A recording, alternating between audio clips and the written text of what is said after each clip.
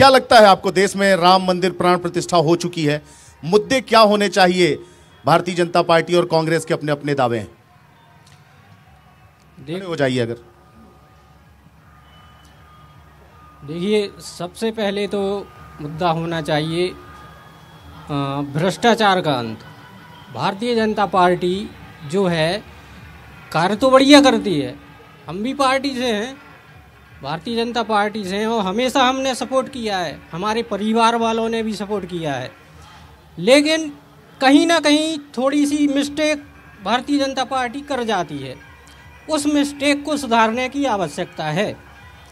Hospital की व्यवस्थाएं जल की होती हैं लेकिन सुचारू रूप से नहीं हो पाती, और बीच में जो दलाल होते हैं, योजनाओं के दलाल, सबसे बड़ा मुद्दा है योजनाओं के दलाल।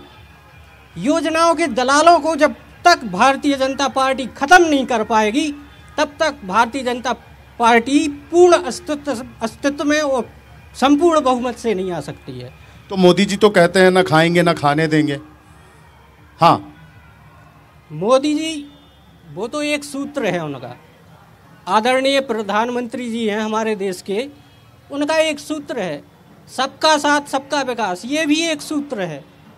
तो ऐसे कई सूत्र हैं जो चुनावी प्रक्रिया में और हमेशा। आपने ऐसी बात कही है कि मुझे एक बार फिर से अपने गेस्ट की तरफ रुख करना होगा।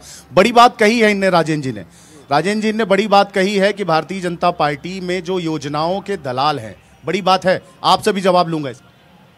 ये बात सही है कि भाजपा में भ्रष्टाचार का जो प्रतिशत है मशीनरी में कुछ राजनीतिक स्तर के ऊपर वो ज़्यादा हो गया। लोगों का विश्वास जो है वो इस वजह से जो है वो भाजपा के प्रति कम हुआ है जो है।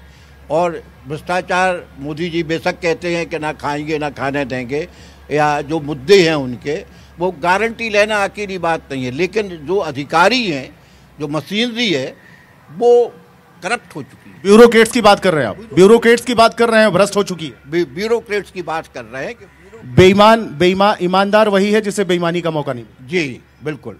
आपके कार्यकर्ता ने आरोप लगाए हैं, आपको जवाब तो देना होगा। बिल्कुल, निश्चित तौर पे कुछ मशीनरी सरकारी कर्मचारियों की गड़बड़ी के कारण वो बोले हैं ऐसा। आप उठा के देख लीजिए, रिकॉर्ड उठा के देख लीजिए, 2014 के पहले कितने घोटालों का आरोप कांग्रेस के ऊपर लगा है और कितने भारतीय जनता पार्टी के ऊपर आरोप। ना स्टेट का आप एक आरोप आपके ऊपर लगे हैं और उसका आप दूसरे पर आरोप लगा दिए, जवाब नहीं हुआ। भाई कांग्रेस के ऊपर कितने भ्रष्टाचार हुए, ये कांग्रेस के जमाने की बात थी, बात अभी की हो रही है। उसका जवाब आप इस तरह तो नहीं दे सकते ना कि कांग्रेस ने इतने भ्रष्टाचार किए हैं। आप फिर भी कोई भी आरोप तभी लगाया जब आप कुछ करेंगे, निश्चित तौर पे तभी आरोप होगा ना। भारतीय जनता पार्टी की केंद्र की सरकार पे, स्टेट की सरकार पे कौन सा आरोप लगा? उसके पहले ए से लेके जेड तक सारे घोटाले सरकारों ने, कांग्रेस की सरकारों ने किए हैं। अभी मित्र बार बार बोल रहे थे हमारे कि सरकार का जो पावर होता है उस पावर के कारण कांग्रेस के लोग भाजपा में जा रहे हैं। तो आप याद कर लीजिए पिछले 60-70 सालों में कांग्रेस कम से कम 20 बार 25 बार टूटी है जब इनकी बहुमत रहा है इनकी सरकार है। भाजपा एक बार टूटी हो तो नीतियों का प्रभाव जो होता है उस प्रभाव के कारण लोग आते हैं जाते हैं। इनके पास नीति और नियत नहीं है, नेता नहीं है, कार्यकर्ता नहीं है, इस कारण से इनके लोग हमारे पास आ रहे हैं। ये बता दें कि और अनुशासन का डंडा भी नहीं है इनके पास, कांग्रेस के पास अनुशासन का डंडा भी नहीं। कांग्रेस के पास जो है कांग्रेस के पास अनुशासन, किसी जमाने में कांग्रेस अनुशासनबद्ध पार्टी थी। आज कांग्रेस में कोई आदमी, सब अपनी अपनी भावना के हिसाब से चलते हैं, कोई ना किसी को डरता है और ना अनुशासन है, ना किसी अध्यक्ष की चलती है, ना प्रदेश अध्यक्ष की चलती है।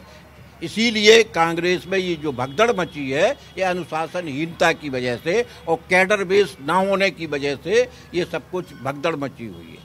राजीव गांधी ने प्रयास किया था कि अब कांग्रेस पार्टी को कैडर बेस बना दें, लेकिन नहीं बना पाए।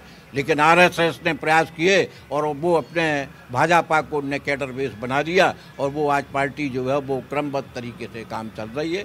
तो आरएसएस और कांग्रेस में यही एक फर्क है। तो कांग्रेस के जो लोग भारतीय जनता पार्टी में गए हैं, तो क्या ये कांग्रेसी कल्चर या भाजपाई कल्चर वो अपनाएं या फिर उसको भाजपा के में जो है कांग्रेस का कल्चर ये खड़ा कर दें?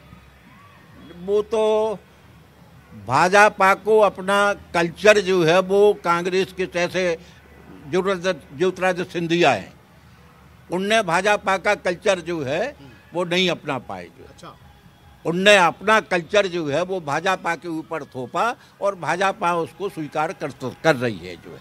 तो वो एक चूंकि राजा है, महाराजा है, उनका एक जो कल्चर रहा है उसी हिसाब से वो चलते हैं प्रजातंत्र में। इसीलिए इस चुनाव में ज्योतिरादित्य सिंधिया को सबसे ज़्यादा कठिनाई जो है मध्य प्रदेश में अगर किसी सीट पे आ रहे तो वो ज्योतिरादित्य सिंधिया की सीट कठिनाई में होगी। जो टीकमगढ़ से बड़ी बात कह रहे हैं, बड़े वरिष्ठ पत्रकार हैं और चिंतक भी हैं, जानते हैं, समझते हैं, चीज़ों का मूल्यांकन करते हैं, विषय वस्तुओं का।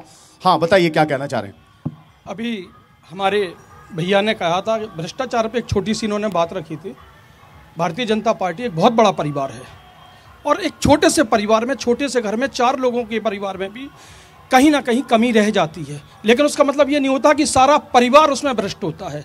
एक समय कांग्रेस के प्रधानमंत्री आदरणीय राजीव गांधी, जो आज हमारे बीच में नहीं है, इन्होंने स्वीकारा था कि जब हम यहाँ से दिल्ली से 1 रुपये भेजते हैं तो जनता तक सिर्फ 15 पैसा पहुंचता है। उन्होंने स्वीकार कर लिया था उस टाइम पे कि 85 पैसे का भ्रष्टाचार हमारी सरकार में ही हो जाता है, लेकिन आज ऐसा एक भी मौका, एक भी अवसर देश के अंदर नहीं आया कि वहां दिल्ली से चला हुआ 1 रुपए का भी हनन टीकमगढ़ तक पहुंचते पहुंचते जनता के पास हुआ हो। इसलिए भ्रष्टाचार कोई मुद्दा नहीं रहा और हमारी सरकार में मुद्दों का, भ्रष्टाचार का तो कोई मुद्दा ही नहीं है।